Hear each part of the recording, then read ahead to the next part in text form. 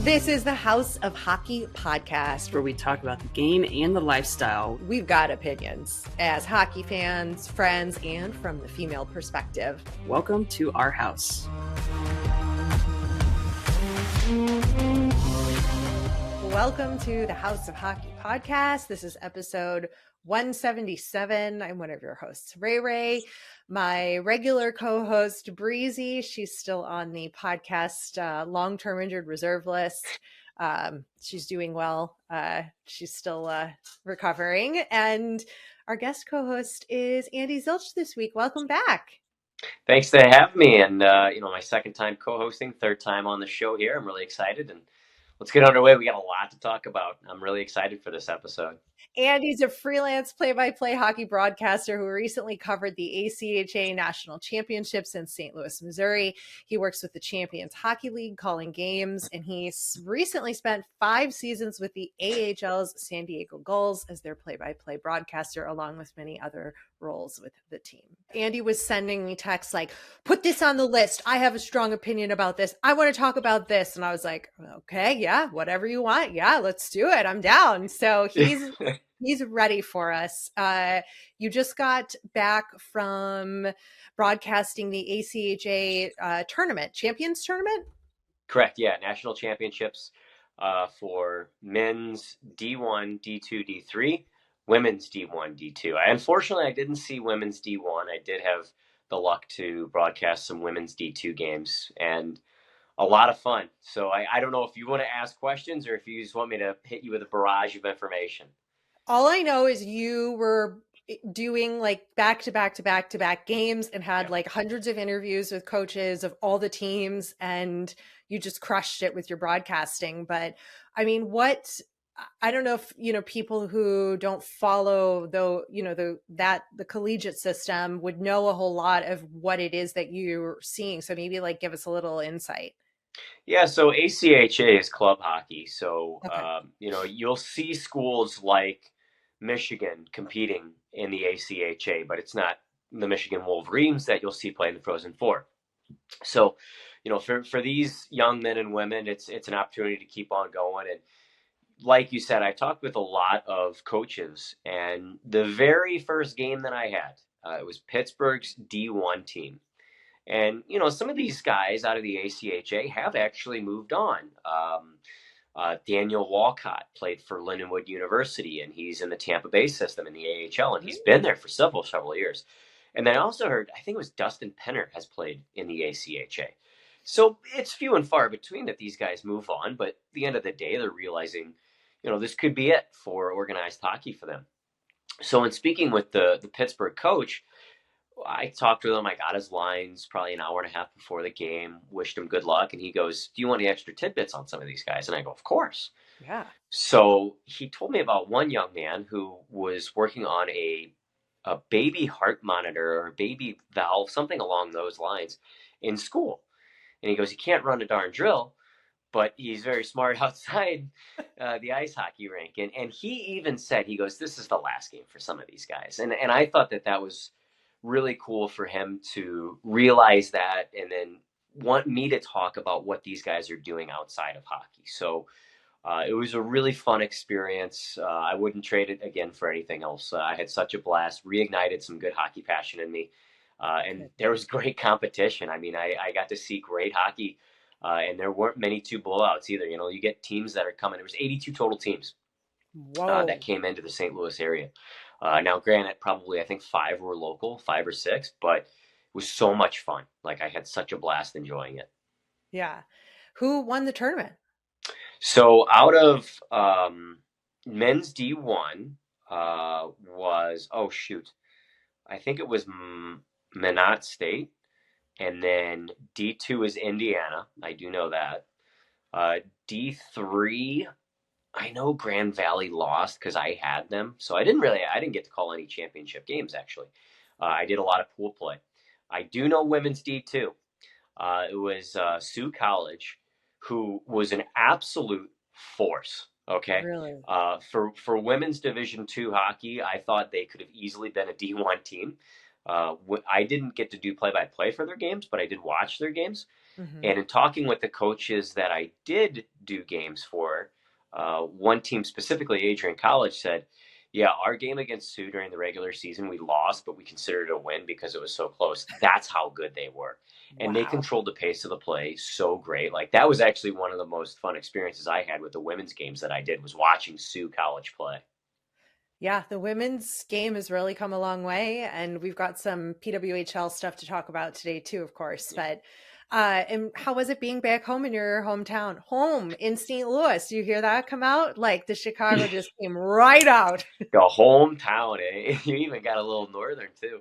No, Yeah. it was fun. I've been to two rinks that I'm very unfamiliar with. So the St. Louis hockey area is exploding. I think the past 6, 7 years, the rise of the Kachucks, Chris Weidman, who I've seen play and actually play right in front of me that I've been able to broadcast, and then there's a handful of other guys, and of course the St. Louis Blues had a big hand in this too. But I never saw the Maryville ice hockey rink, which again, there was 82 teams. There was so many teams in That's so competition. that's so many teams. I know. The It's like, three rink ice sheet that the Blues practice at was the main host of it. It's called the Centene Community Ice Center. There was so many teams there, they couldn't contain it to just three ice rinks. They actually had a spillover for 4 days over at the Maryville ice rink, which is located in Chesterfield, Missouri, probably about 30 minutes away from the Centene Ice Arena. So I got to see the Maryville Ice Arena for the first time. I got to take in the Centene Community Ice Center for more than just 30 minutes, which is how long I saw it last time. Hockey's alive and well in St. Louis, and I mean, this sunk a lot of dollars into hotels, wow. restaurants, the two ice rinks. Like, I think St. Louis put on a great show, and they're going to have it again for a darn good reason. And not only is it young hockey players that are coming up to the NHL, but a lot of good officials too. I think that goes Mm. such under the radar, and I know a lot of them that were officiating during this tournament. So a tip of the cap to them too, because officials get really thrown under the bus a lot, They and do? yeah, I know, right? But I think they all did really well, and I think that's another reason why St. Louis was picked too, is because there's good officials that are coming out of St. Louis. Mhm. That's it. That is an important part of the game, whether the fans, want to hear that or not. Right. It is an important part of our game. What was your best call from the ACHA tournament? Um, well, I actually had the opportunity to call my alma mater, so Lindenwood Hockey. I did a game against them against Liberty, which a lot of people surrounding that game told me whoever wins this game is going to win the D2 National Championship. Well, actually, Lindenwood got defeated by Indiana. That's why you play the game. But Yeah. it was Liberty University versus Lindenwood University, and I think there was a game-tying goal for Lindenwood that got them back in the hump. So that was a really good one for me. And then there was there was a lot of surprise plays that I was shocked about throughout the course of the tournament. That's the game of hockey. You never know what's going to come, and I think I handled that adversity pretty well. Yeah, you always do. You handle all that really well. That's why you're a professional play-by-play broadcaster. That sounds incredible. I'm glad you had a really good time and got reignited with your love of hockey. And it's easy to get burnt out for sure. It's long seasons. There's lots of games, and there's a lot. It's a hard road to be a professional in sports in general. So I'm glad you got a little bit of a shot in the arm. Thank you. Anything else you wanted to share from your experience there? Um, it was a cold rink. I'll tell you that much. It was probably uh, 42 degrees. Like, I walked in with a heater after day two, and people were looking at me, and I wanted to be like, "You go sit in there for 12 hours and tell me how you feel." Hey, broadcasters carrying heaters around with them is not an uncommon thing. I know Carlin Baith does. She used to, at least. She used to carry a little heater, portable heater with her around because it's pretty cold. And Yeah, when you're not playing and your adrenaline isn't pumping from the beers you're drinking in the stands, it can get a little chilly. It can that's right. Yeah, get a little cold in there. yeah. I mean, your adrenaline's going, but on a different level. That's right. Yeah. And I did, you know what, speaking of that, I did feed off the adrenaline too. Like, the fan support was excellent. That there was so many family members, relatives, friends, and even just school attendees that were coming to take in these games. I thought it was a lot of fun. You didn't happen to see Jaromir Jagr's bobbleheads there, did you? No comment. No, no. That's such a funny topic. It's really not, but it kind of is. I've never heard of anything like this happening ever. All of his bobbleheads from the Pittsburgh Penguins got stolen, like off of just were stolen they were going to be handing out, 15,000 or something crazy amount of Jaromir Jagr bobbleheads in Pittsburgh a couple of days ago, and they went missing. And I wanted to make the inappropriate joke about how the rumors are that Jagr had a gambling problem, that like maybe he possibly needed them more than the fans did, but I was like, maybe that's not appropriate because it's just a rumor and we don't want to say bad things about a legendary player who's still playing, but well, did you see that it got nabbed in California? It did? Yes. That was a story that I read. It said it got stolen in California. Like, what are you going to do with all those bobbleheads? And like, if you try to sell them, you're going to get caught. It's got to be Why would you keep them? It's got to be word of mouth. You have to do it through word of mouth, I think. Be like, hey, I got the Jagr bobbleheads. Don't tell anybody. $20 cash or whatever, We know how that works. The drug dealers always get caught. Okay, the guy who's hawking the bobbleheads is gonna get busted. He's gonna trust one wrong person on the Twitter, on the X, and he's gonna get caught and just reamed out by every Pittsburgh, Penguins. Oh yeah, there's definitely a black market for it. There is not. What are you paying for a Jagr bobblehead? I mean, for something that right now is unattainable, I guarantee you a diehard Pittsburgh Penguins fan would spend at least $50 on it. Oh, that's it? That's what I'm saying, at least. What would you spend? I wouldn't, because I'm not. If there was a Connor Bedard bobblehead that was stolen and you're like, gotta have it, how much would you spend? God, I'm the wrong person to ask because there isn't anything I gotta have, Andy, in like that sense. But okay, maybe $50. Okay. Yeah, no more than that. And that's no disrespect to Bedard. It's just like that's not my thing, Okay. You're not a bobblehead fan, huh? There's a lot of people that are bobblehead junkies. Yeah, but like I'm supposed to get it for free when I go to the game. Why am I going to now pay for it on the black market? Like, no, the Penguins can figure it out and order a new shipment. They call it a loss. You claim the deduction and you order a new round and you use a different manufacturer. Like, I don't know, hire security, figure it out. Like, it's not that hard, I want my free bobblehead. I don't want to pay for it on the black market. I remember when Blues would do giveaways back when I was a kid. And even like today, like even Cardinals, for example, in St. Louis, they would have certain giveaways that would be like 16 and under, 12 and under, and then vice versa. Like you'd have things that would be 18 and older. So they'd be like sponsored by Bud Light. It'd be, whatever the case may be. People would try to sell those in the concourse right off the hop.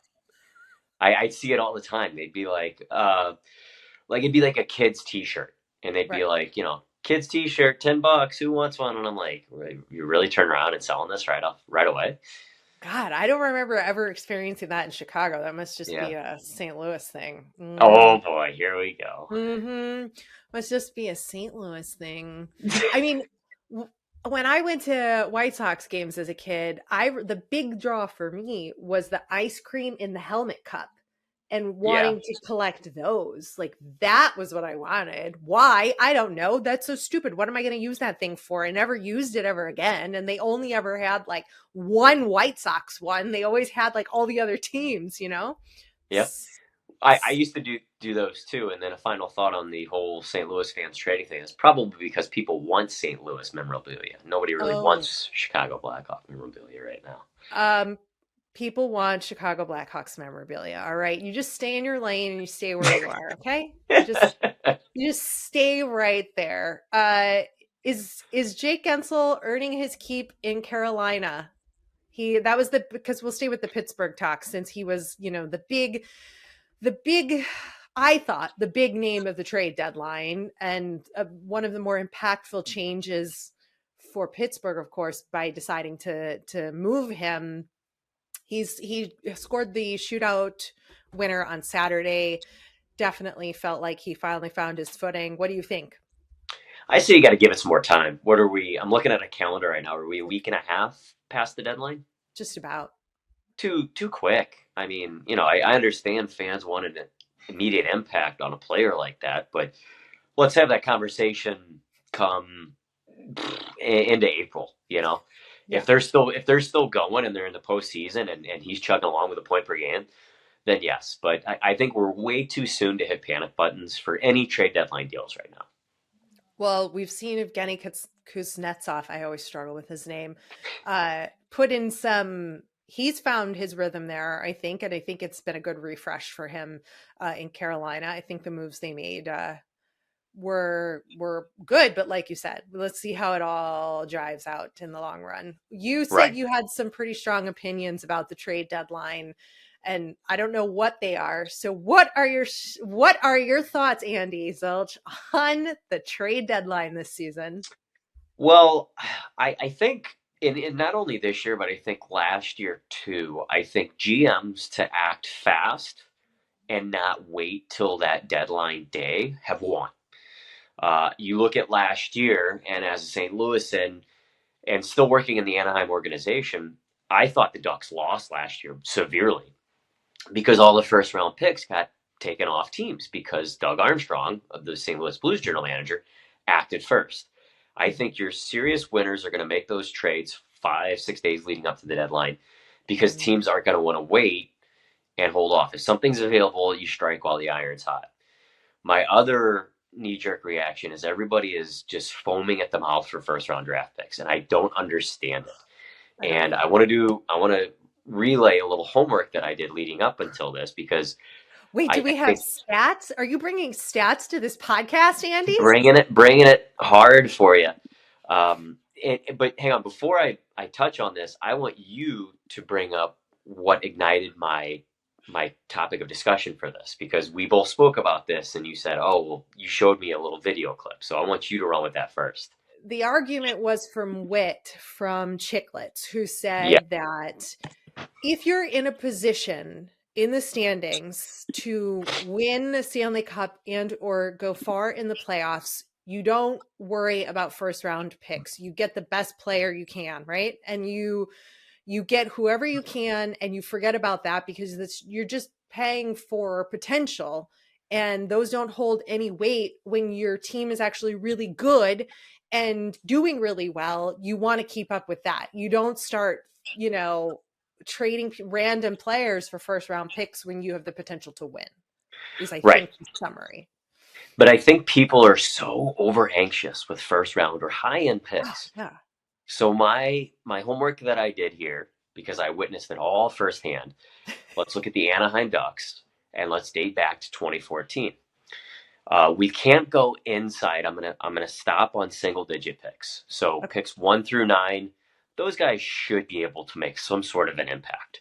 But let's take a high first round pick or a low second round pick, and let's debate. So for the Anaheim Ducks, beginning in 2014, Nick Ritchie, selected 10th overall. No good. 2015, Jacob Larson. Julius Nattinen was also selected in the second round, 59th overall. No good for each of those two guys. Mm-hmm. You fast forward to 2016. Max Jones, Sam Steele, 24th and 30th respectively. Those guys were supposed to be high impact players. They were supposed to be point per game or somewhat developing into a high impact offensive role. No good so far. Mm-hmm. 2017. Number 50 and number 60 was their top two picks, both in the second round. Max Comtois, Anton Moran. Neither guy's been able to get out of the AHL. No. 2018, number 1 overall pick. 23, Isaac Lundestrom. He's been a checking line center, 64 points in 244 games played in the NHL. For a guy who you're drafting first round, 23rd overall, I personally would like to see a little bit better of point production. Yeah. Okay, so 2019. That one's better than all the others you just mentioned, but go on. Yeah, he's been the best so far. 2019, Trevor Zegras, he's in that 1 to 9 range, so we'll exclude him. 29, Braden Tracy. has not been in the NHL for more than one game. Move up to 2020, Jamie Drysdale, exclude him. He's in the 1 to 9 time frame. Jacob Perreault was just dealt. He was selected 27th overall. He played one NHL game. And I think if we drive up to 2021, you're starting to get a little too fresh. Zellweger's in his first year. Mason McTavish, he's in the 1 to 10 time frame. So how many names did I just rattle off? What are we, 10 plus? Right. So and there's I would none. sell first rounders left and right. Yeah. Unless you're in a top 10 pick, do something. Like you've got to have some strong scouting and some really good prospects that are getting molded through your AHL system in order to have an impact. Otherwise, get rid of them, in my opinion. So, like, get rid of a Jamie Drysdale? No, because he was in my 1 to 10. Okay. I like that trade for Philly, personally. But, I mean, if I'm not Chicago, San Jose, Columbus, Ottawa, and then a few others that are down there like Montreal, but everybody else, like, trade your first rounder. I don't care what you're getting. Like, if you're looking to get over the hump, teams, I don't know why they're so thirsty for first rounders. I don't either. It doesn't make a whole lot of sense to me, especially because you don't know what's going to happen. You don't know if they're going to end up being Trevor Zegras, but he's still out with injury, right? Yeah. And we talked about this too, I think off air, about how, or was maybe not, and just my own talking to myself, which is not abnormal, about how the so many of these young players in the last at least like 3 seasons are going out with injury. I mean, Bedard went out, Zegras went out, Fantilli went out. I mean, there's a mismatch here too with these young players. So I would be even less inclined to care about first round pick off the hop, because unless it is a Connor Bedard, it's kind of like, well, let's just see how he does. And then either way, he's a great money piece in 3 years after his entry level contract. And then you can sell him and get something good in return, or match up where you're at. I don't know. I don't follow the whole like draft and recruiting elements, and like I don't scope players in the coming up in juniors and stuff like that. So I don't know how totally that works, but it doesn't make a whole lot of sense. Yeah. And I mean, I think, for a team right now who's doing it right, and a team that basically stood pat at the deadline, was Columbus. So you look at your core, which is your core of young guys. Right. Fantilli, selected 3rd overall. Juracek, who's in the AHL, 6th overall the year before. Kent Johnson, Cole Sillinger in the 2011 draft. Chinikov. Those are all guys since 2020 that they've been able to hold on to, and they're trying to build a core around. Now, you could argue the same thing too for Anaheim. They're trying to get that core together, but then they just sold a piece of Drysdale. Zegras is rumored to be dealt. And then Drysdale, then he gets hurt, which is dumb luck. Like, I feel so bad for him, because it looked like he was really starting to mesh in Philly. But, we'll see how some of these trades work out with, these first rounders. It's such a long timetable, though. Like, that's why some of these competitive teams want to get rid of them. And maybe that's why some of these younger teams think they can build a core around some of these guys they're drafting. But personally, if you're picking somebody, again, that's 30th overall, I don't know how much of an impact that's going to make on your club. I don't either. I don't think it makes that much of an impact at all. But I guess if that's all you have to work with, I guess you work with it. But that's certainly not going to make for a very good team in the long run. And that would probably be very frustrating as a fan of that team, watching that play out that way. Mm-hmm. Yeah. Everybody rebuilds differently and builds their teams differently. And we're seeing what works. And yeah, you can try to build around your core. Sometimes it doesn't work, and then you got to sell for parts again. And then what? You hope that 30th pick that you have down in your AHL team has finally figured it out and you can bring them up. I mean, I'm glad that's not my job. I'm really glad that's not my job. And it's fun to watch, like, because the cap too makes a massive impact. Like, I Yeah. hate to go back to the well, but you look at the Blues, they can't really do a whole lot because of so much money invested in their defensemen. I think they have 4 defensemen, 4+ million. That's a lot. So it's interesting. Yep. It can put you in a bind too if you're not careful. So,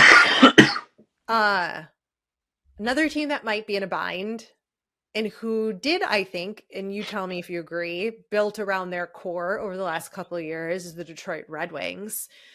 They were doing really well. And now there's a rumor, of course, from the interwebs that they're cursed because they added a sponsorship patch to their jerseys and lost 6 straight. And they had won 6 straight before. And the irony of it all is that the sponsor is Priority Waste Management. Like, how? Like, I mean, I know money is money and it's business, but like, I am not putting Priority Waste on my jersey. Like, I'm like, how could you do that to the players, first of all? Whether or not there's a curse, who knows? But like, could you imagine having that logo on your jersey? I actually, what does the logo look like? Isn't it just their letters? I thought it Like, says isn't it? Priority Waste, like it Yeah, says it. yeah. I don't know. Money's money, I feel sometimes. And they were one of the few that didn't have a sponsor on their jersey. I don't Listen, believe in the whole, oh, you got it, now you're on a 6-game losing streak thing. you don't believe in any of that? No, not at all. Oh, I do. I'm like, I'm take the not. patch off, cut it off, burn it. Forget I'm the I'm money. not I'm not superstitious like that. Oh, I'm pretty superstitious like that. Yeah. And I would be up in arms if I was a player and superstitious. Like, I can't believe this organization did this. Plus, like, they're an original 6 team. They deserve a little bit more than a Priority Waste sponsor logo. Okay. Yeah. I Like, never really thought I always thought of it as a business move, and I really didn't even think of the business. Like, you made a good point there. I didn't never really thought of having a waste company on your team. It's almost like Bad News Bears when he had to get his yes, jersey sponsored and he went to the Gentleman's Club to get a sponsorship. yes. Like, could you imagine that in real life if they had like OnlyFans was a sponsor like, Bite your tongue. We're turning around, listen, 2024 has come roaring in. Gary Bettman would not allow that. That would not be approved, I don't think. We are not going that direction with this league. And I think waste management applies. Although, of course, it is a very important industry, and that is not to knock that industry. But Well, no.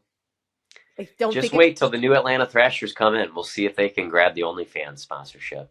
Oh, aren't there some really great strip clubs down there? I'm sure they'd be happy to throw some money against them. It would mesh with their color scheme if they kept the blue. Yeah. Something to look forward to. Yeah. Some inappropriate sponsor logos. So, somebody who's not inappropriate and actually did, I think, such an appropriate, classy move from the Red Wings is Patrick Kane, which is still weird to say that he's on the Red Wings, but he took Daniel Sprong, who used to wear 88 because Kane wears 88. Sprong let him have the number when he came to Detroit. So when they were out in LA, Patty Kane took him on a shopping spree on Rodeo Drive. And if you don't know what Rodeo Drive is, it is in Beverly Hills with all of the high-end Gucci, Prada, Louis Vuitton stores. And he let him just go shopping. What would you buy if that was you? Ooh, that's your question. I was not prepared for that. Oh, well, what do you think of the move? I mean, I think this is super classy, right? Like, you can't, like, it's better than just like giving him money or, like you doing an experience or like, yeah, you could buy him a car. Yeah, you could buy him a Rollie, but like, this is new and different. I bet Daniel Sprong was all over him, asking him what he's going to give him for giving up 8. Yeah. Is that his personality? I don't know. I would bet that, especially for a guy. I just had to look it up. I think he makes $2 million a year, so he was probably all over Patrick Kane about that.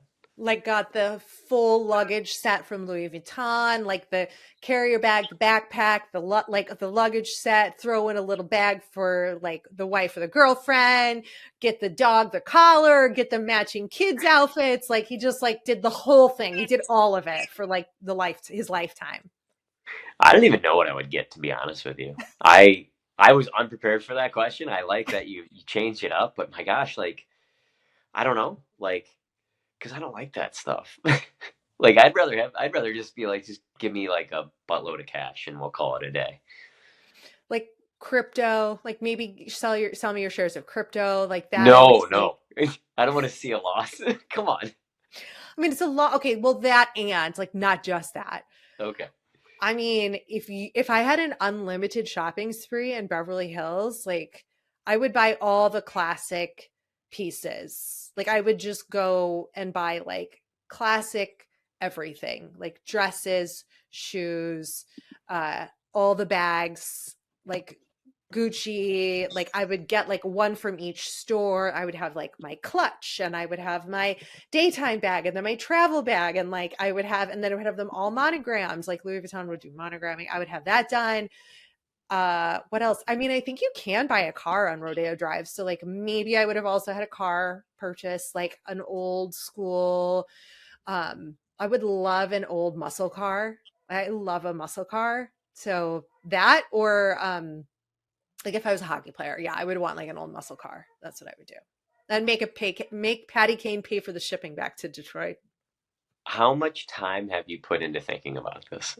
None, but that's No, just off right. the top of the head. Come on. Are you kidding? That's easy. Ask any woman what she would buy and she would list off like a whole bunch of things she would want, like dream designer bag things that you just admire and are like, God, I wish I could justify spending $5,000 on a purse, you know, like I can't like in real life justify that. But if it was a gift like that, I would cash in on it big time. Like I would push the limits and be like, I'm not going to stop charging your card until you tell me to stop. Okay. So you got my wheel spinning. So my requirements would be cash. And then I would also want some sort of shares with Priority Waste Management. Hey, then you'd really be making before the unveiling, though. Before the unveiling, like because the stock's going up. Yeah, you do. That's good business. I'm like, just for fun. I'll take all the good stuff. Yeah. You know who's finally got some good stuff happening? Mike Modano. He has a statue. What? I love it. Yeah, he got his statue unveiled outside of American Airlines Center with the Dallas Stars. And the reason this is on the topic list is not because I care a whole lot about him. I mean, it's great to honor these legends, and I love to see that, of course. But the last couple statues we've had unveiled have not been great, and they're a little scary looking. And this one, it actually, like, they found the right sculptor and statue person, and it actually looks like a human, and it's not scary. And it's like, thank God we finally got the right person here building statues for these legendary players. It's funny when you sent me that. I was before I even knew that this was a talking point. I was watching the statue unveiling. I was kind of biting my lip. I was like, "Oh my gosh, don't be hideous!" Right. And I was also wondering what pose they were going to give him in, which I liked all of it. But to just go back to the beginning of it, I'm a huge fan of Mike Modano. Oh. I've heard nothing but fantastic things about him. He was a player who I really liked growing up too. He was just so good. Started with the Minnesota North Stars, obviously carried down to Dallas, and then played a hot second for Detroit. I don't think there was anybody else in there for his career, but I really liked him. And a big reason why I sported number 9 as well too. Okay. Yeah, I was just really relieved that like somebody finally got a good statue. Who was it in LA who got a statue? Was oh, I can't remember. He was on the cup with them. It's escaping me at the moment, but I'm pretty sure that was the one. And then there was one more before that, and it was just like, what is it? The face is melting. I don't know what is happening. tell me what is happening with you in the NHL Network. So I sent you this message Yeah, right around the cryptic deadline. message. Yeah, I was like, remind me to talk about NHL Network and why I unfollowed them on Instagram. So around the deadline, I'd open up Instagram and I would see like Gensel and an arrow Mhm. to a team. And I was like, oh, he got traded. Wait, proposed trade. What do you think of it? Comment below. Every day.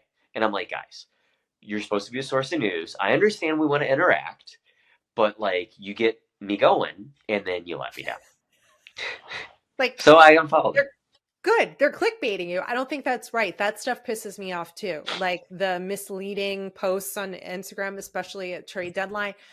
Like you have to disclose that somewhere. Like where are the rules that you're like not putting that in bigger font on the post that says proposed, not actually happening?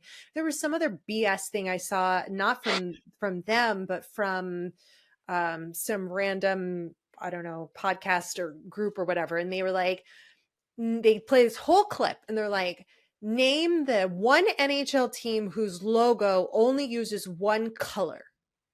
Ooh, hang on, wait. What's your beef about this? Because I want to get it. Because they didn't tell me the fucking answer. They didn't tell me the answer, Andy. They didn't put it in the description. They didn't reveal it.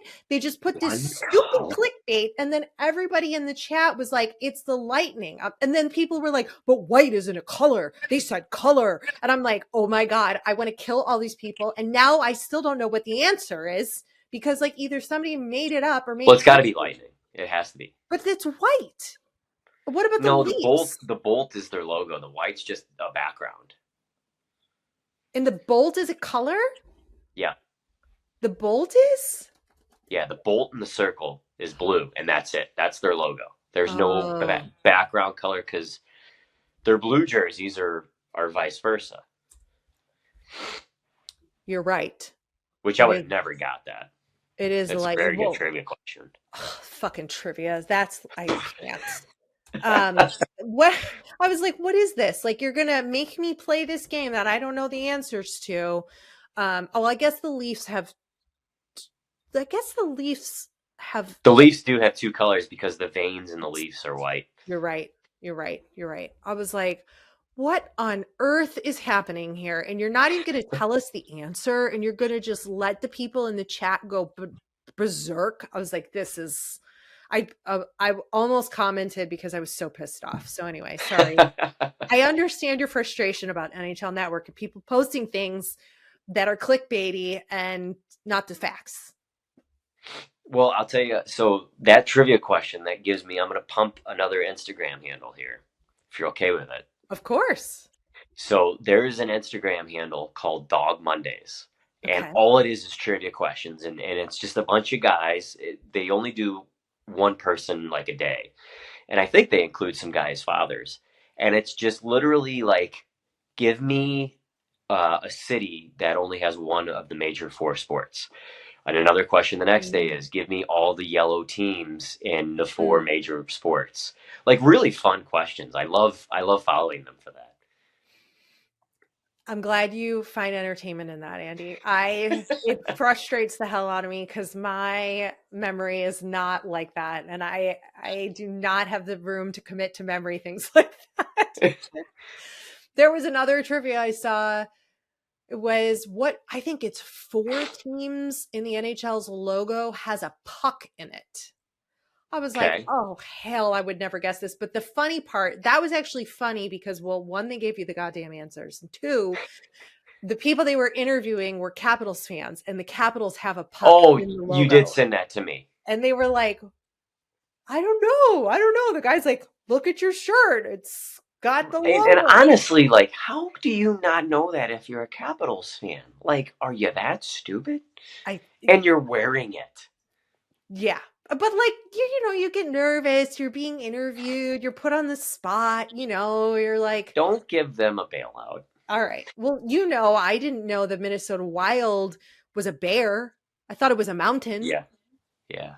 But it's both. So I wasn't That is wrong. one of those. It's kind of hidden though. It is. Yeah, so I'll give you that. Like, is it a At bear? first, when I first saw it, I was Bear. like, what is this blob of colors? I'll never forget that day with Freezy when I was like, it's like a mountain. She's like, no, it's a bear. I'm like, no, it isn't. Like, oh, it's both. Okay. Something else fun happening. It was just announced before we hopped on, so I Oh, don't have a whole lot of details, but the NHL has announced that they are going to be doing a behind the scenes video series next season, I'm assuming, following 10 to 12 players during the season, like behind the scenes kind of stuff. I am interesting. all here for this, except if I have to watch Austin Matthews behind the scenes as one of those 12 players, I'm going to roll my eyes big time like you just did.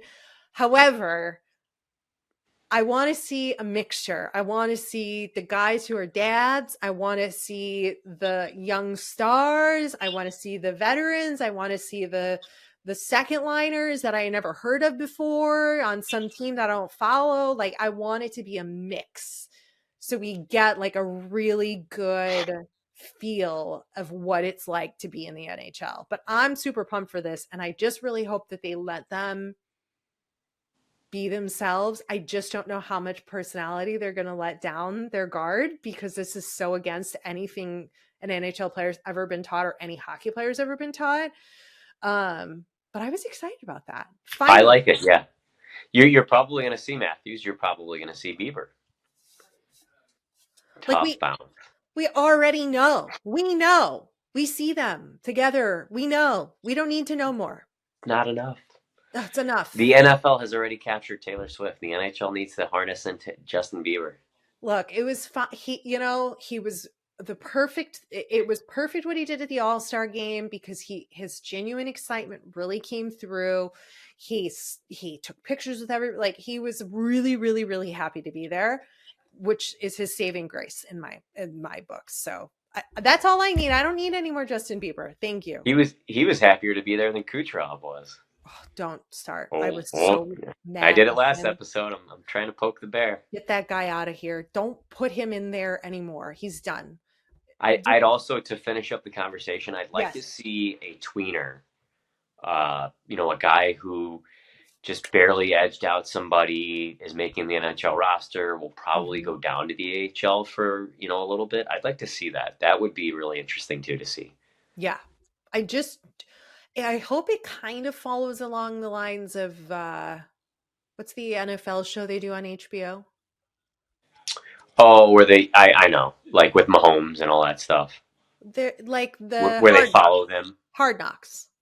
Oh, you're talking about the team aspect The of it. team. Yeah. I know I they're not thought, following the team, but I mean, the teams kind of do their own version of Hard Knocks, like that, well, they they have do ones control now over. that focus on players, like Mahomes did one.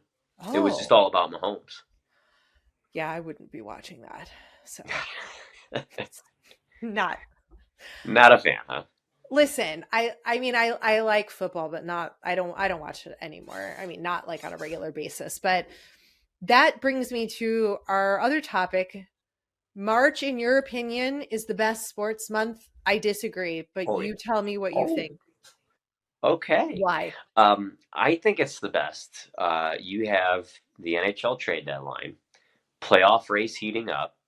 NCAA hockey is coming to its postseason. So you got your conference championships, you got teams rolling through the playoffs and hunt for the Frozen Four. That does begin in April. You have the MLB spring training, MLB regular season starting up. You have we'll give some love to the ACHA playoffs. NBA? I'm not an NBA fan, but we can throw it in there. And then I think that's it. Masters is in April. There's I tennis feel like leagues I'm missing. happening. I feel like I'm missing something. But then you also have the weather getting better, because Okay. it's St. Patrick's Day. Like, we just celebrated St. Patrick's Day, which is a fantastic holiday. You don't have to buy gifts for. That's You true. just go enjoy some green beer and have a good day, and everybody's friendly. They are. They're friendly, and you wear green so you don't get pinched, and everything's Yep. fine.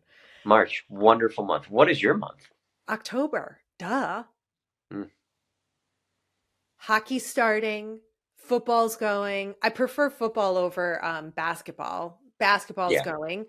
It's MLB playoffs, which is the best time to watch baseball. Who wants to watch spring training in March? Oh my God. It's like the longest season of all the sports. And now you're going to make me watch even more baseball? No, I just want to watch the end. I want to watch the World Series and the playoffs. What else is happening? No, it's like all the teams are playing in October. You get all of them. You still get I all of them in like, March. I guess so. No, you don't have football. Yeah, I'm okay with that. That's fine. But I prefer fall weather than I do summer weather. Like the grass is getting green outside. I'm like, God damn, grass is getting green. Really? Hot. It's going to be hot. I'm going to have to mow that lawn. We're going to have to put the air conditioner in. We hardly had winter. I'm bitter about it. See, in October, it's dark at 5. I like that. Oh. I know. Spring. It's anew. You're being reborn again. So much work to be reborn, Andy. I don't have time for it.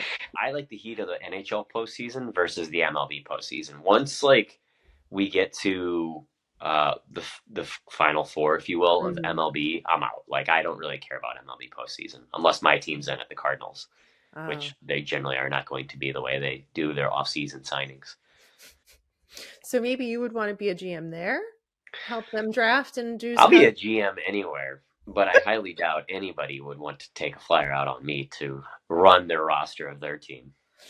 I mean, there's some teams who probably should make a change and hire you, but you know, I'm available. We'll leave it at that. Let's head over to the PWHL. Okay, one thing, great exciting news. Women's sports are here to stay, first of all. So get over it if you don't believe that or think that or feel that. Get on board, pick a team, start repping that team and become the fan, because Canadian Tires has announced that they're spending half of their sponsorship dollars on women's sports by 2026, which that's only 2 years away. And that's a lot of money. And they are putting a lot of money into women's sports. There's other teams. I think Nike is doing something similar. I might be wrong on that, but there's some athletic brand that has decided to pull a lot of their advertising from men's and put it into professional women's sports. So that's very exciting to see. I'm happy to hear these things happening, and that's important for us hockey fans because in the PWHL, we just had their takeover weekend where the teams went to different cities to play to bring the games. They went to Pittsburgh and they went to Detroit, sold out crowd in Detroit, breaking records in attendance for women's games in Detroit. It's all amazing, except the New York team has the nickname now of the Pizza Rats. And I don't like it. And Jamie Bourbonnais was wearing a Pizza Rat jersey. I tried to find out where this name came from. Nobody could explain to me why this is their nickname. I know there was like a video or a meme or something of a rat eating pizza at some point in our lives, right? But like, I don't think this is the nickname we want for this team. No. You're getting ahead of the league. And fun fact, the New York Yankees single A team, I think they're called the Staten Island Pizza Rats. No, they're not. Yeah. That's or real? it was one of those, one-off nicknames. I know that it's in their history. Like that was their real name? Let me look it up, because I know that it was, because you know how MILB teams, they do those one-offs where they'll just make like a nickname for a weekend. Yes. So I don't know if that was the case or if that is truly their nickname. So let me do a little research real quick. This is not the energy we need in the Professional Women's Hockey League. Like, I'm all for a nickname, but that is not the vibe we want to go for. We don't need any more easy targets and easy jokes being made. Like, we're trying to build something here. We're trying to be empowering. We're trying to move forward. So it was a one-off. Okay, good. Yeah. And the New York Yankees were not happy with it. Okay. So I understand. All I'm seeing is stories. Yankees embarrassed. That is how the women should feel in the PWHL with this nickname. No, we're not doing this. This is not in line with our branding. Anyway. I mean, the players are getting ahead of the league. Like I said, the league, yeah. Love them to death or hate them, whatever you may think of it. They rushed in with no names, and the players are trying to identify things and create something on social media, whether the league wants it or not. It's unfortunate, but if they would have names, this probably could be avoided. Yes, I'm hoping strongly that in the off season they figure out the name thing pretty quickly. They will. I read that story right off the get go, even before the season started. They wanted to put, and I also believe these jerseys are going to be thrown away. These jerseys that they're having this year, if memory serves me right on reading stories, this is going to be the only year that they're wearing those jerseys. So if you are a fan and you get like a jersey off the back, which would be incredible, that could be a piece of history. So for sure, for those of you watching this that are going to those games and buying those jerseys and you're thinking, oh, they're going to come out with the real jerseys next year. Well, these are going to be jerseys in like 20 years that are going to be worth like so much money or so valuable. Yeah. So get them, because I believe they're doing a whole new color scheme, whole new identity for each individual team next year. Oh, interesting. And that'll be the case moving forward.